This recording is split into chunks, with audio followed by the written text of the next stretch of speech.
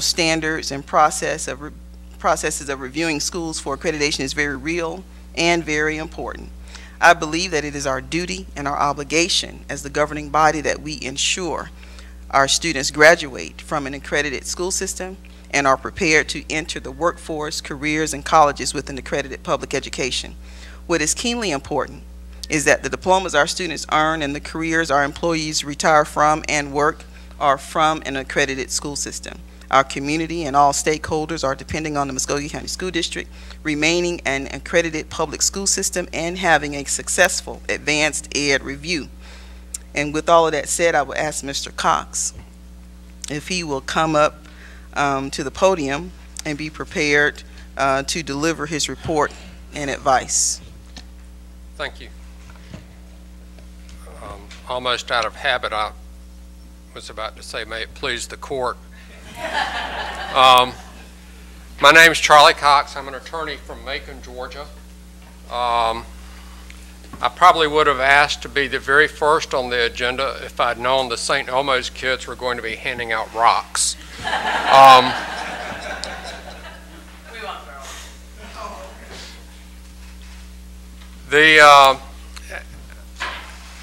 Just to give you a little bit of background, I'm a product of the public school system in Dougherty County, Georgia. My two girls were products of the public school system in Bibb County, Georgia. My two nieces were products of this school system here in Muskogee County. And I have various relatives who've taught, so I feel a real connection and place in my heart for what public schools do. One last reference to the St. Elmo's kids. I watched all the board members when they came up to give their presentation, and I felt like whatever else I say tonight, I know that we're starting from a common starting point, because I could see from the look of everybody's face on the board the interest and the concern that you have for kids in public school. So I want to thank you for the opportunity to address you. I know that I was asked to work with the board about potential governance issues that might come up in the external review by Advanced Ed. I had the pleasure of meeting with the superintendent and almost all of the board members.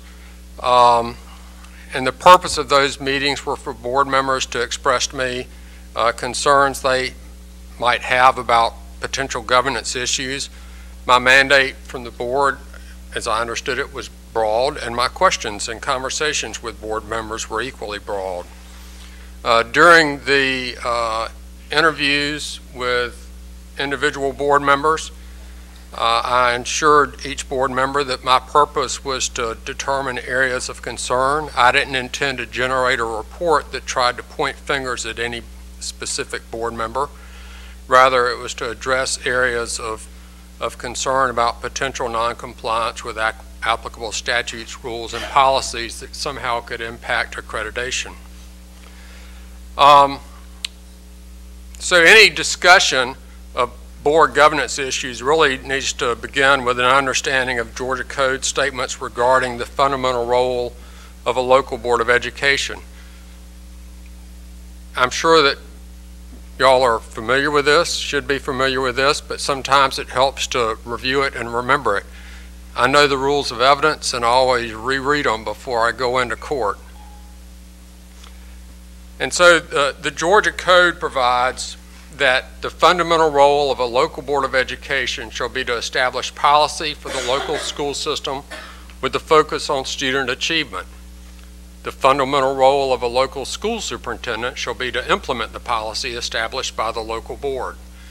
It shall not be the role of the local board of education or individual members of such board to micromanage the superintendent in executing his or her duties, but it shall be the duty of the local board to hold the local superintendent accountable in the performance of his or her duties. Local Board of Education members should work together with the entire Board of Education and shall not have authority as independent elected officials, but shall only be authorized to take official action as members of the board as a whole. When I was meeting with board members, there was some expression by board members that the board needed to act as one board, not necessarily all vote the same, but you needed to act as one board. And I think that code section I read speaks to that. One of the issues that came up during my conversations with board members, and it came up really in more than one interview, was whether board governance was something that would be reviewed by Advanced Ed during the upcoming external review. As you're aware, to be accredited by Advanced Ed, the district must meet their accreditation standards and ensure that its schools meet the Advanced Ed standards for quality schools. It must engage in continuous improvement, and it must demonstrate quality assurance through external review, and that's what's coming up. Recently, Mr. Jay Winesley of Advanced Ed made a presentation to the board. Based on my interviews, apparently some boards came away from the impression from his presentation that Advanced Ed would not be looking at board governance as part of its external review. One of the standards that will be used to rate the school system actually relates specifically to board governance. And my PowerPoint just lost its feed on the system. Standard 2 provides, the system provides governance, quality, system indicators, and leadership that promote student performance and system effectiveness. There are 7 standards that guide Advanced Ed when they do their review. Each standard has a set of indicators which are operational definitions or descriptions of exemplary practices. And these indicators kind of flesh out the standard as a whole. And so what are the standards or the indicators that come under Standard 2? And the ones that relate specifically to board governance I've listed here. Establishes and communicates policies and procedures that provide for the effective operation of the school system. That ties into the statute that I read initially. Recognizes and preserves the executive administrative and leadership authority of the administrative head of the system. Ensures compliance with applicable local, state, and federal laws, standards, and regulations. Implements policies and procedures that provide for the orientation and training of the governing board. Builds public support, secures sufficient resources, acts as a steward of the system's resources, maintains access to legal counsel to advise or obtain information about legal requirements, and maintains adequate insurance or equivalent resources to protect its financial stability and administrative operations. Now, when the board, or not the board, but when Advanced Ed comes to do its review, it'll use interviews, documents, artifacts as sources of evidence in rating the district. And after I got the feedback from some board members about what they understood from Mr. Winesley's presentation, I thought, well, I'll call Mr. Winesley. So I did. And what Mr. Winesley told me is that the team will be looking at the board's training, its adherence to state, federal, and local policies, and its compliance with the applicable code of ethics, and compliance with Robert's Rules of Order being followed in board meetings. Those are the things they look at. So, in the introduction into this part of the program, the board chair read out some of the things that are important about accreditation that relate to just the status of the school system, the education of the children that are part of the school system. But it's also important for a number of reasons, not the least of which is the impact a negative review can have on the board, both individually and collectively.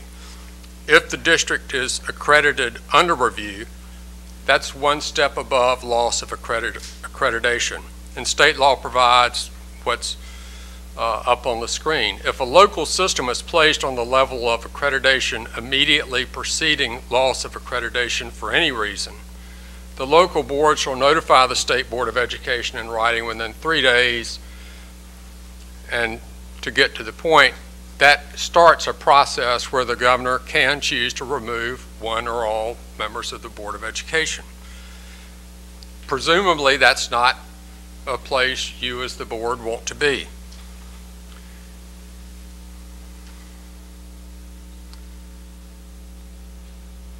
So I went through all of this because I want the board to, I hope that the board will understand as a result of this that board governance is in fact an integral part of what advanced ed is going to be looking at, and it's important for any number of reasons.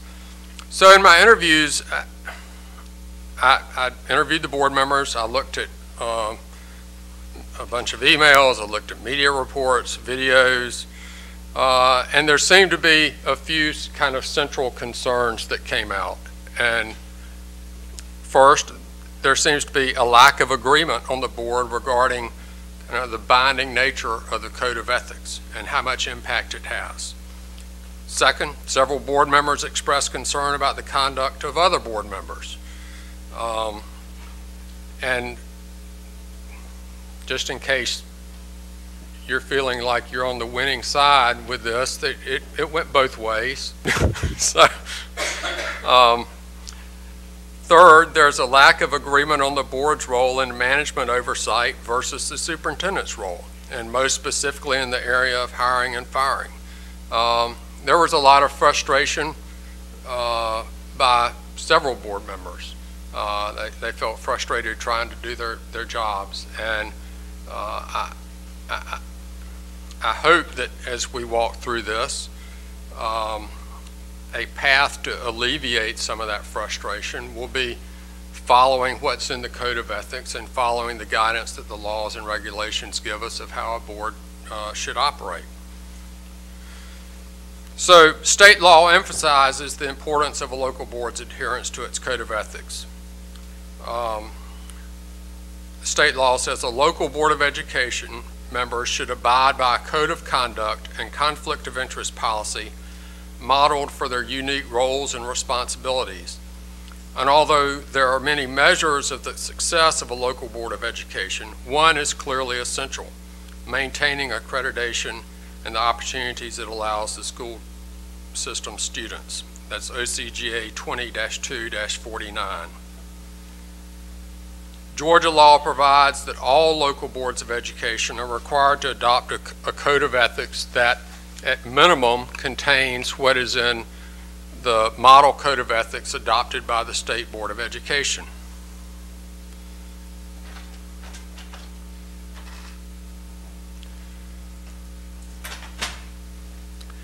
In Georgia, a person is not even eligible for election as a school board member unless he or she files an affidavit stating that he or she has read and understands the Code of Ethics and the conflict of interest provisions applicable to members of the local boards of education and has agreed to abide by them. And that's the code section I just read to you. I asked the board chair if she could send me a copy of her affidavit that she had to file when she ran. Presumably everybody on the board has filled out a similar affidavit which says just that. I've read and understand the Code of Ethics and I agree to abide by them. I agree to annually disclose compliance with the State Board of Education's policy on training, the Code of Ethics of the local Board of Education, and conflict of interest provisions.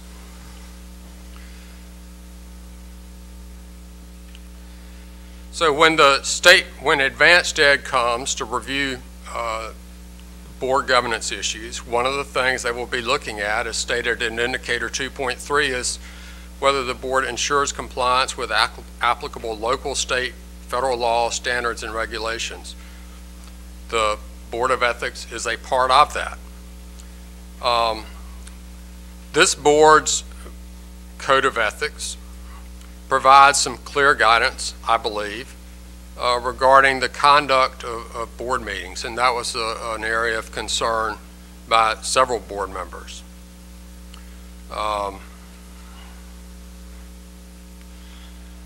Some of these may not seem controversial. Some of them more so perhaps. Obviously, you can't be a board member if you don't show up and participate. So attend and participate in regularly scheduled and called board meetings.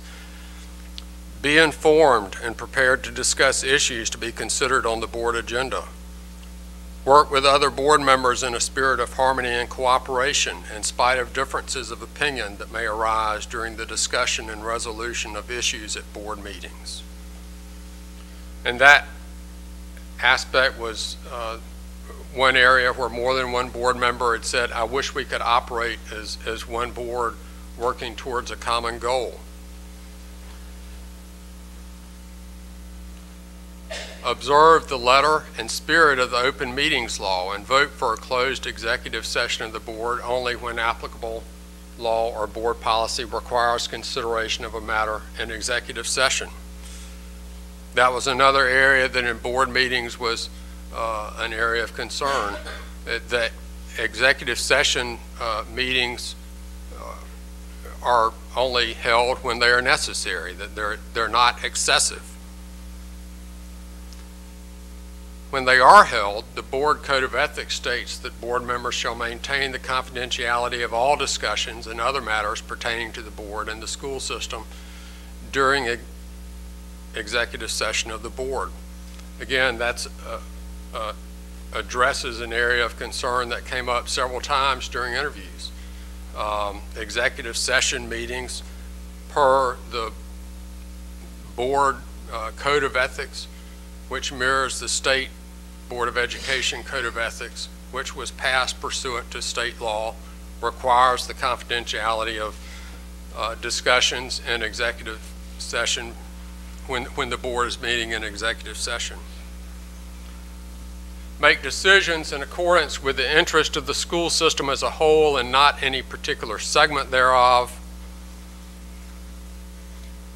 A local board of education shall not adopt or follow any code of ethics which prevents the members of such board from discussing freely the policies and actions of such board outside of a board meeting. This shall not apply to any matter or matters discussed in executive session or which are exempt from disclosure under the Open Records Act. And the last is abide by all decisions of the board.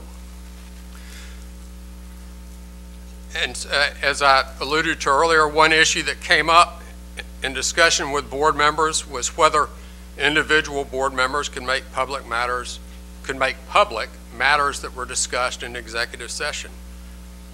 I would submit to you that clearly you cannot. I think that is clear from the Code of Ethics, that matters discussed in executive session remain confidential. In addition to the Code of Ethics requirement that executive session discussions remain confidential, Georgia law specifically provides that no local Board of Education member shall disclose or discuss any information which is subject to the attorney-client privilege belonging to the local Board of Education to any person other than other board members, the board attorney, the local school superintendent, or persons designated by the local school superintendent for such purposes, unless the privilege has been waived by a majority vote of the whole board. So the attorney-client privilege for the board is a privilege for the board. It cannot be waived by individual board members.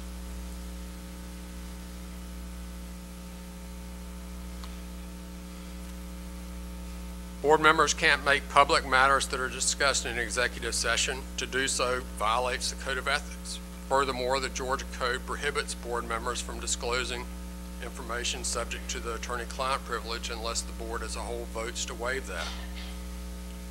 Several board members expressed a concern about a lack of civility in board interactions, both with each other and with the superintendent. And the Board Code of Ethics specifically addresses board member interaction with each other in at least 2 sections. In Domain 5, board meetings, the Code of Ethics calls for board members to work with each other in a spirit of harmony and cooperation. That is, the board should work with a spirit of collegiality. A separate section of the Code of Ethics discusses conduct as a board member and states that board members shall communicate in a respectful, professional manner with and about fellow board members and be courteous with all district employees and respectful of their time. I would submit to you that's not to prohibit or inhibit discussion, but it's rather the way matters are discussed can in fact facilitate a more thorough and open discussion on all sides of an issue. And I firmly believe that's what is the purpose of that provision in the Code of Ethics and what is attempting to be accomplished by it. The third area that was of concern in interviews were there's a constant tension.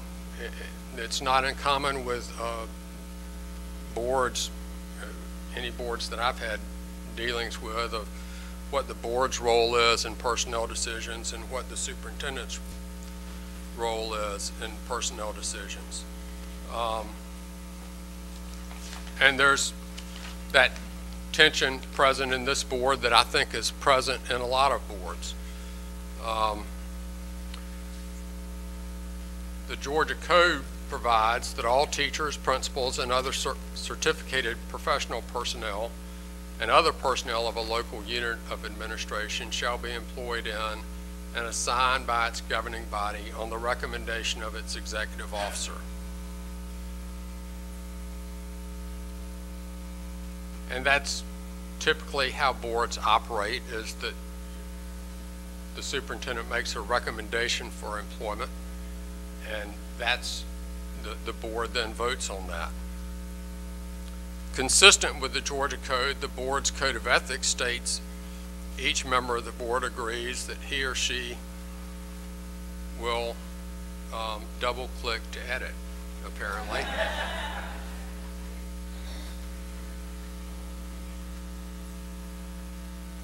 So apparently I've lost a slide here, so I will just read it to you. That he or she will consider the employment of personnel only after receiving and considering the recommendation of the local superintendent. When each of you qualified to run for a position on the Board of Education, you affirmatively stated you'd read the Code of Ethics, you agreed to abide by them. Your own Code of Ethics states that each of you are to file annually with the local superintendent and the state board your written statement certifying that you're in compliance with the Code of Ethics. Again, I know this is an area of tension with boards, but between boards and superintendents frequently, but it's how the personnel decisions, I believe, are designed to work under Georgia law is consistent with the overall purpose that we started with the boards. Of the board's purpose is to establish policy. The superintendent's role is to carry that out. I've struggled exactly how to make recommendations to this board. Everybody up here is an accomplished person in their own field. I don't think that anything productive is gained by trying to, or at least by me trying to point a finger at any board member and say, you shouldn't have done this, you should do this. I do hope that it is helpful to have somebody from outside the system that has, other than the fact that my nieces several years ago graduated from the system, I have no ties to Muskogee County School District.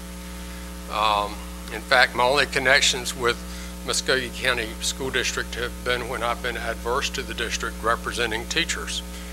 But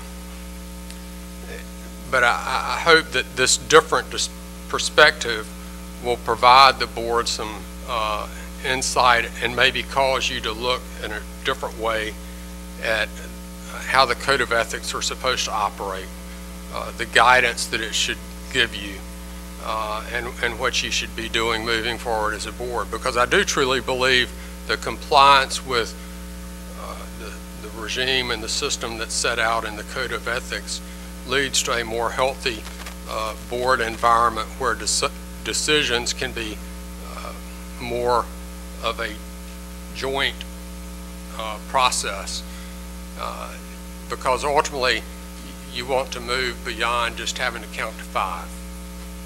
You want the decisions to be bought in by the whole board. So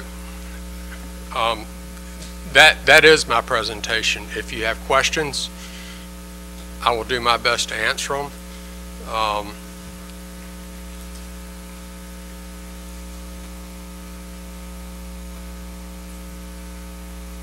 Are there any questions? Mr. Myers. I want to thank Mr. Cox for not spilling the beans on me about a particular skeleton I have in my closet. When we met, we figured out we knew each other about 30 years ago, something like that. But we had I had an enjoyable meeting with you, and I appreciated your time, and I certainly appreciate what you're trying to do. And I think, you and I it'll be one of those law school situations where we just disagree on one particular item, and that's the executive session.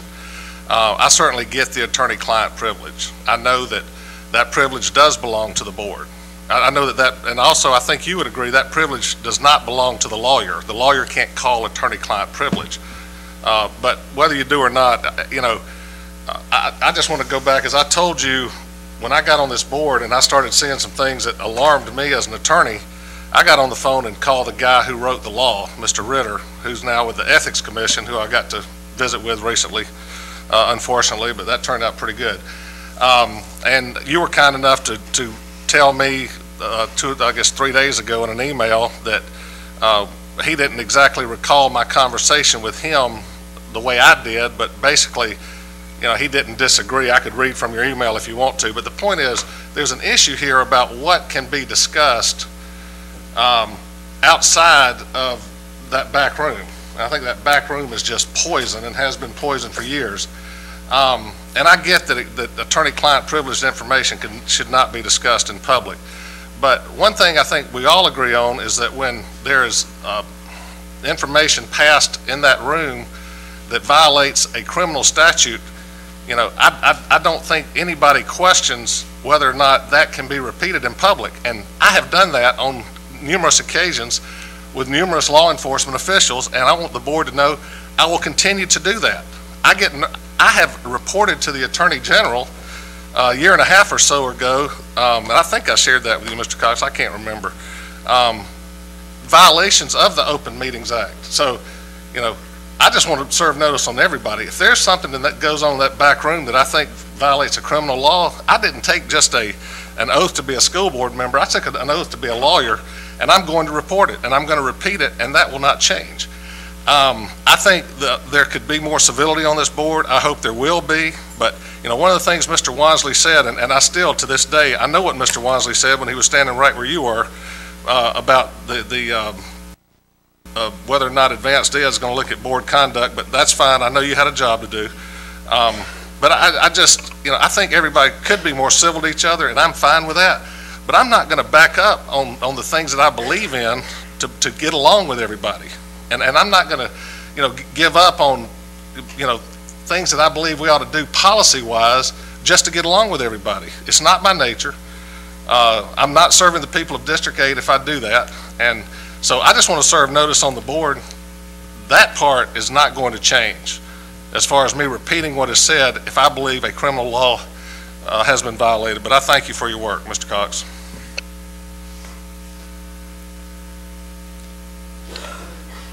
Mr. Cox, I too would like to thank you for this comprehensive presentation. And I want the public to rest assured that I have never been part of an executive session meeting in which any criminal law has ever been broken or even come close. And I think that some people can believe what they want to believe, but I think I hope I speak for a majority, if not almost all of these school board members that would say that would not be tolerated. I'm a public servant. I'm fully aware of what the law says, and we've never had anybody cross that line. Thank you, Mr. Cox. Thank you. Anyone else? I'm sorry. Ms. McRae? I do think some distinction should be made between acting civil to each other and working together as to the way people speak to each other on this board. I don't know that that was addressed. Again, Mr. Myers took it to mean we should all work together and he cannot disagree. That was never, I think, anybody's intention. We all know that we will disagree. It is about the manner in which we disagree and the way we are spoken to by others. Anyone else? I too want to say thank you for the presentation and taking the time to more importantly, to review what's in the statute that our legislature, the wisdom of our legislature, implemented for us to follow and abide by. And we all, as you pointed out, signed that affidavit and took those oaths of office that we would comply with those codes of ethics and codes of conduct. And I think it's important that we, just for a point of clarity, when the Attorney General's office has been contacted, they have also replied, and that office has replied that we have not been in any violation of any open meetings act, or and also verifying that executive content, it should remain as executive content as attorney-client privilege information. So it's one thing to make a complaint or address it with the Attorney General's office. I think it's equally important to advise what the office response was, and I just didn't want that to go unsaid. But again, thank you for reminding us of what we already know and what we've already sworn by our hand and seal with an affidavit before one of the judges, I think Judge D'Antonio, has come to our board meeting and said that we would do. And we have annual training that reminds us of our commitment and our roles and to be in compliance. So thank you for coming and making the presentation. If I could just respond very briefly to some of the comments. I hate to say anything because Mr. Myers was so nice to me, but I think that just so the rest of the board knows about our conversation, I mean, we had talked about, guidance that Mr. Myers felt like was different than what I was telling him about discussion in executive sessions, and was talking about a conversation with Mr. Ritter. And so I contacted Stephen Ritter, who used to be the guru in the State Attorney General's office overseeing compliance and enforcement with the Open Meetings Act, and ask him about what Mr. Myers thought he recalled from the conversation. And so what Mr. Ritter had told me was that while he didn't recall the specific conversation with Mr. Myers about whether the Open Meetings Act makes executive session discussions privileged, he did state that his understanding of the Open Meetings Act and what he would have told anybody is that while the Open Meetings Act does not necessarily prohibit discussion of matters discussed in executive session, there may be other constraints outside of the Open Meetings Act that may prohibit such discussion, meaning that the Open Meetings Act doesn't control whether or not someone is free to discuss what occurs in executive session. So that's probably the point where